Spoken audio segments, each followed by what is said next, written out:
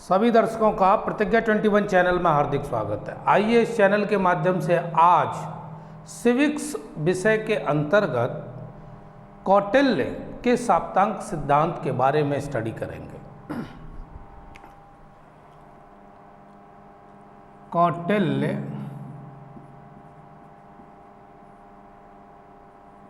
का साप्तांक सिद्धांत। कौटिल्य आचार्य विष्णुगुप्त कौटिल्य, जिनका पूरा नाम है, इन्होंने राज्य के संबंध में अपने जो विचार दिए हैं, उन विचारों में राज्य का जो साप्तांक सिद्धांत है, इन्होंने ये माना कि राज्य के 7 अंग होते हैं। और वो अंग कौन कौन से हैं? पहला स्वामी, दूसरा अमात्य,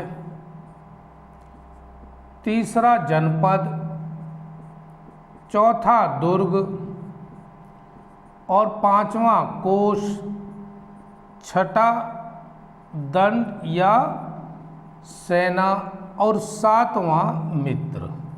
ये 7 अंग कौटिल्य ने राज्य के दिए, जिनको साप्तांक सिद्धांत के नाम से जानते हैं। और यह आपको पता ही होगा क्योंकि कौटिल्य का दूसरा नाम क्या है? चाणक्य भी है और चंद्रगुप्त मौर्य के गुरु भी है ये, है ना। तो जब मौर्य वंश था तो वहाँ पर जो कहें सलाहकार या मंत्री या आचार्य, बहुत बड़ा पद इन्होंने निभाया था। किसके काल में?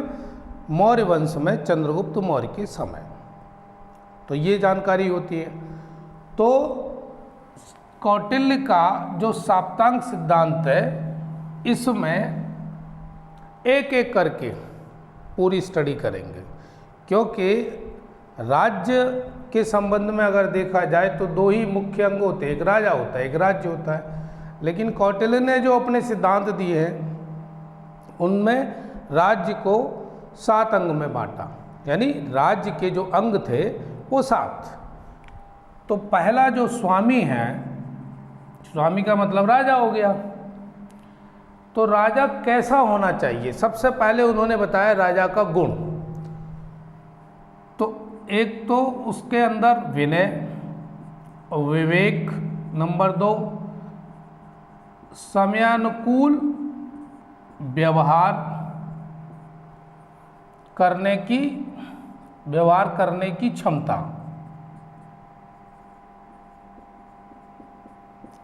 और तीसरा मित्र एवं शत्रु की पहचान या ज्ञान। 1 2 3 4 ये 4 गुण अति आवश्यक हैं। किसमें? स्वामी यानी राजा में। इसके अलावा उसको शास्त्रों का ज्ञान भी होना अति आवश्यक है। ये कौन कह रहा है? कौटिल्य। और अगला है संयमी एवं चरित्रवान। ये बहुत जरूरी है। अब ऐसा भी ना हो क्योंकि वो अपना संयमी खो दे, चरित्री खो दे। तो ये सारे गुण उसके अंदर होने चाहिए। और प्रजा का पोषक कैसा होना चाहिए? प्रजा का पोषक। इतने गुण स्वामी के अंदर होने ही चाहिए। ये कौन कह रहा है? कौटिल्य, अपने साप्तांक सिद्धांत के अंतर्गत। अब दूसरे नंबर पर अमात्य। अमात्य का मतलब है मंत्री या उच्चाधिकारी। अमात्य का अर्थ क्या है? मंत्री या उच्चाधिकारी। तो उनकी भी नियुक्ति होती थी। तो ये भी बेहद आवश्यक है अंग मंत्री का। मंत्री कैसे होने चाहिए? पहली बात तो इनमें गुण हो योग्य एवं निष्ठावान, योग्य हो और निष्ठावान हो, चापलूस कतई ना हो, यानी बिल्कुल नहीं होने चाहिए चापलूस। उन्हीं को मंत्री बनाया जाएगा। कौटिल्य इनको सचिव भी कहता है। कौटिल्य इनको क्या कहता है? सचिव। तो दो बातें, मंत्री कैसा होना चाहिए? योग्य और निष्ठावान, चापलूस नहीं होना चाहिए। हालांकि आज के समय भी मंत्री की जो योग्यता है वो सिर्फ यही है कि वो जनता का प्रतिनिधि होता है, जनता उसको वोट डालती है, उसको मंत्री बनाया जाता है। शैक्षिक योग्यता के नाम पर कुछ भी नहीं। ये हमारे संविधान में ऐसा कहीं वर्णन नहीं है कि भाई कि एक सांसद की योग्यता इतनी होनी चाहिए। शैक्षिक योग्यता की बात कर रहा हूँ मैं, तो शैक्षिक योग्यता बिल्कुल वर्णित नहीं है। जनता ही चुनेगी। ऐसे ही कौटिल्य के समय जो राज्य है, वहाँ का जो राजा है वो अमात्य मंत्रियों को चुनेगा। तो उनका सबसे जो मौलिक गुण है वो एक निष्ठावान होना चाहिए और योग्य होना चाहिए। अब उनको चुनने की जो भी परिपाटी रही होगी तात्कालिक वो रही होगी, लेकिन दो मेन बातें मुख्य रही। तीसरे नंबर पर आता है जनपद। जनपद का अर्थ होता है जनयुक्त, यानी ऐसी भूमि, ऐसी जगह जहाँ पर जनता हो। ठीक है, पद मीन्स तो पैरी होते हैं, जनपद, तो वहाँ जनता होगी होगी। दूसरी बात,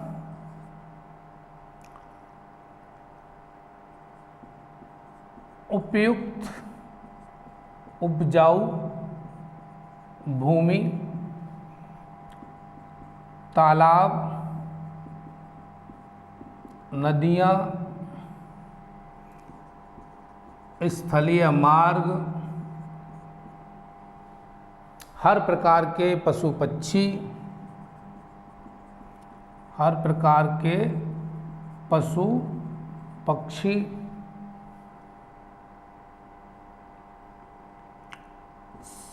सीमावर्ती राज्य अधिक शक्तिशाली न हो। ये सारे के सारे गुण जनपद के अंदर होने चाहिए।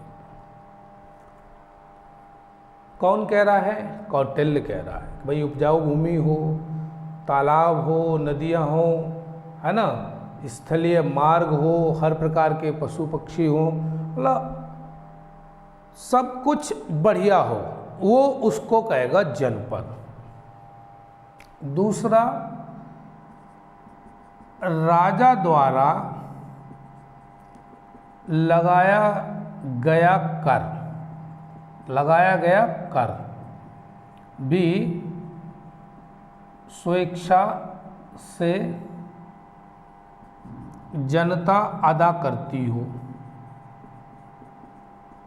ये भी वर्णन है कि स्वेच्छा से कर, और उस समय जो कर लिया जाता था जनता से वो कुल उपज का 6वां भाग, 1/6 भाग, कौटिल्य के समय।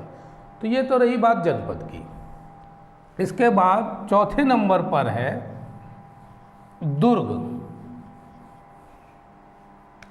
दुर्ग, और दुर्ग का मतलब तो किला ही हो गया। दुर्ग का मतलब किला। कौटिल्य के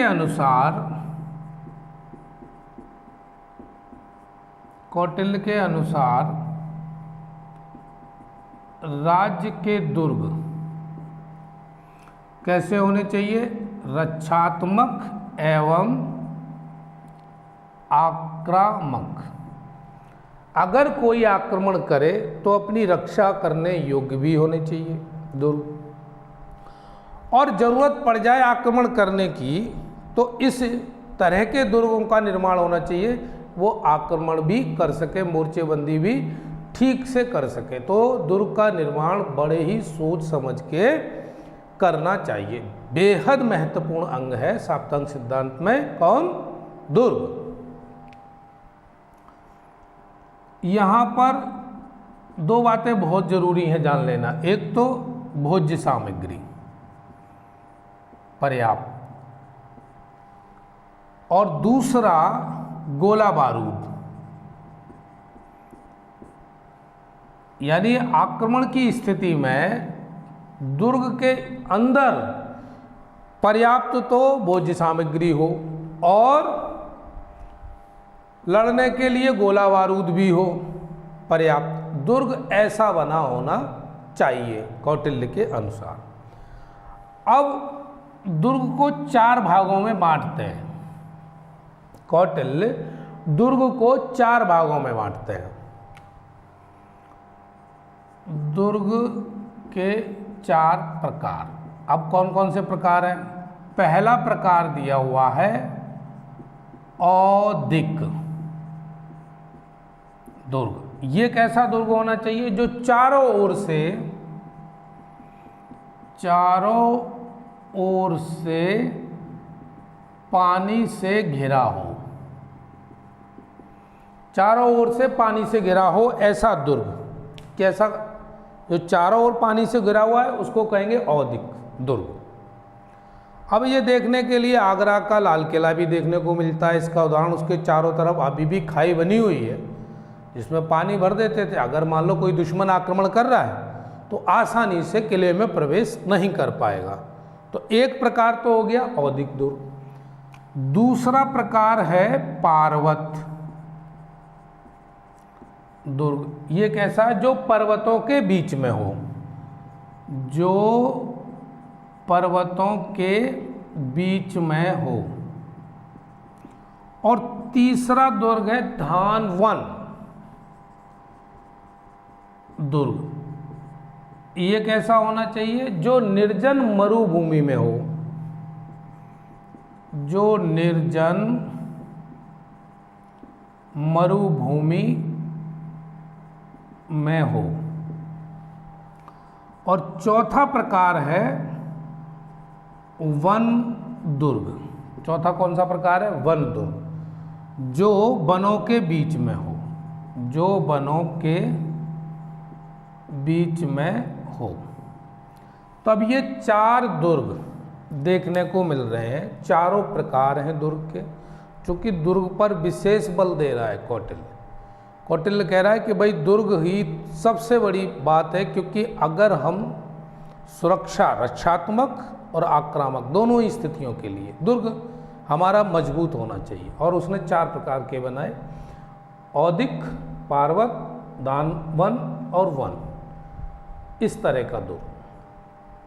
चलिए भाई, अब बात होती है दुर्ग के अलावा अगला जो बेहद महत्वपूर्ण अंग है वो है कोष। अब कोष का मतलब है, क्योंकि पर्याप्त राजा के पास धन भी तो होना चाहिए, तो कोष भी मजबूत होना चाहिए। राज्य के पास भरा पूरा कोष और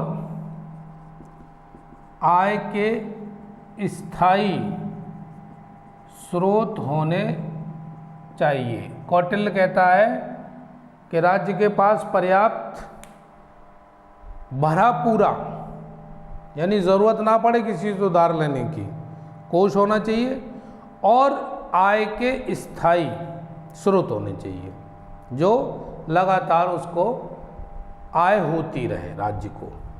तो उस टाइम राजा प्रजा से कुल उपज का 1/6 भाग लेता ही था, ये मैंने अभी थोड़ी देर पहले बताया है। और वो स्वेच्छा से सारे जो वहाँ के निवासी होते थे वो देते थे। तो ये तो बात रही कोष की। वो कहता है कि भाई कोष भी मजबूत होना चाहिए। 5 अंग देख लिए। छठवां अंग दंड अथवा सेना। सेना भी मजबूत होनी चाहिए। किसकी दृष्टि से? सुरक्षा की दृष्टि से। सुरक्षा की दृष्टि से सेना का विशेष महत्व है। जिस राजा के पास अच्छा सैन्य बल, जिस राजा के पास अच्छा सैन्य बल है, तो उसके पास दोनों ही चीजें होंगी, मित्र भी होंगे और शत्रु। मित्र भी बने रहेंगे और शत्रु भी बने रहेंगे। ये तो प्रकृति का नियम है, क्योंकि जो बढ़ता है उस पर उंगली उड़ती है। लोग बेवजह ही बुराई करने लगते हैं, तो साधारण व्यवहार में भी देखने को मिलता है। जिसके पास शक्ति आती है उंगली उस पर उठना शुरू हो जाती है। तो मित्र तो होंगे ही होंगे भाई, शत्रु भी होंगे। जिसके पास सेना होगी, अच्छी सेना होगी। कौटिल्य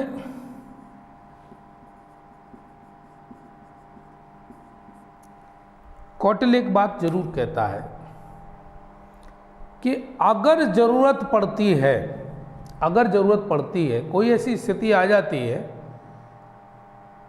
कि सेना कम पड़ गई, कोई ऐसी स्थिति आ गई युद्ध के दौरान, सेना कम पड़ गई, उसे लग रहा है, महसूस हो रहा है, तो राजा को क्या करना चाहिए? ये बात कौटिल्य कह रहा है। वैश्य एवं शूद्र को सेना में नियुक्त किया जा सकता है। एक कंडीशन है, अगर जरूरत पड़ रही है तो वैश्य और शूद्र इन दोनों वर्ण को भी सेना में शामिल कर सकते हैं। कौन कह रहा है? कौटिल्य। दूसरा, अब सेना अच्छी रहे तो क्या होना चाहिए? अच्छा वेतन एवं सुविधाएं। सेना को पूरी तरह से संतुष्ट करने के लिए 2 बातें बहुत जरूरी हैं। एक तो अच्छा वेतन और एक सुविधा, तभी तो लड़ेगी सेना। युद्ध के दौरान सेना कब लड़ेगी? जब उसको अंदर से संतोष हो, और संतुष्टि उसको अच्छा वेतन और समय पर वेतन और सुविधाएं। तब जो सैनिक हैं वो युद्ध में अच्छा प्रदर्शन कर पाएंगे। अन्यथा की स्थिति में आप जानते ही क्या करेंगे, क्योंकि पहली संतुष्टि मनुष्य को आत्मसंतुष्टि, जिस काम के लिए वो नियुक्त किया गया है उसकी सही जो कीमत है वो उसको मिलनी चाहिए। संतुष्ट सैनिक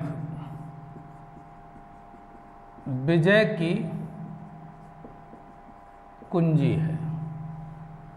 कौटिल्य कहता है संतुष्ट सैनिक संतुष्ट है, अच्छा वेतन मिल रहा है और सुविधाएं उसको सही मिल रही हैं तो संतुष्ट है, तो निश्चित रूप से विजय की कुंजी।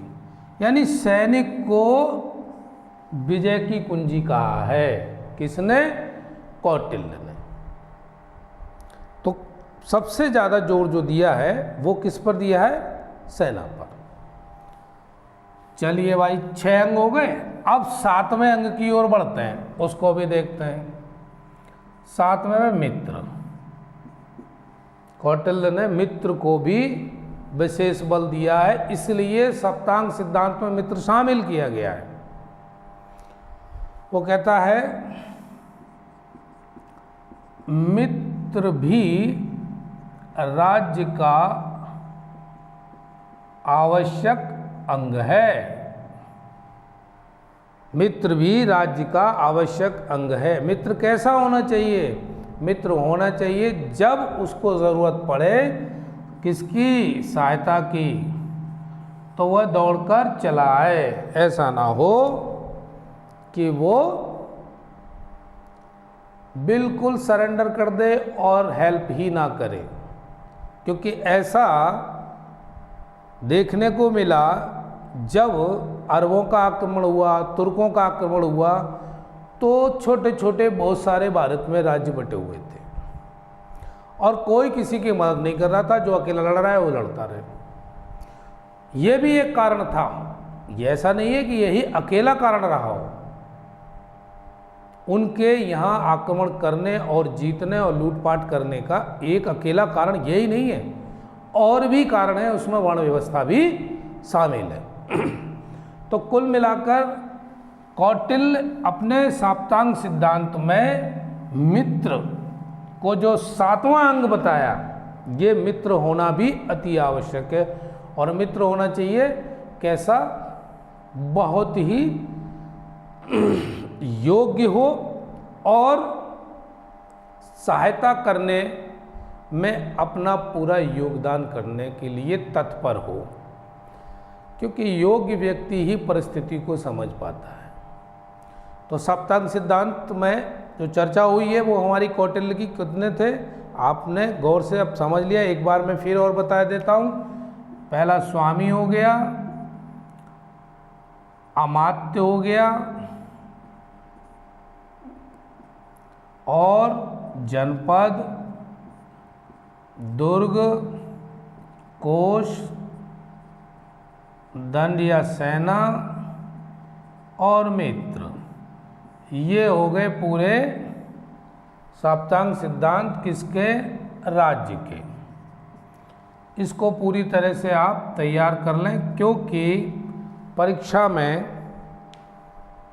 पूछा जाए तो आप आसानी से बता सकें।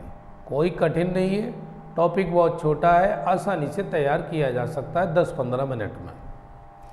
स्वामी, अमात्य, जनपद, दुर्ग, कोष, दंड और मित्र। ठीक है भाई दोस्तों, आज की क्लास यही छोड़ते हैं। मिलते हैं फिर किसी नए टॉपिक के साथ। तब तक यूं ही जुड़े रहिए। वीडियो देखने के लिए धन्यवाद।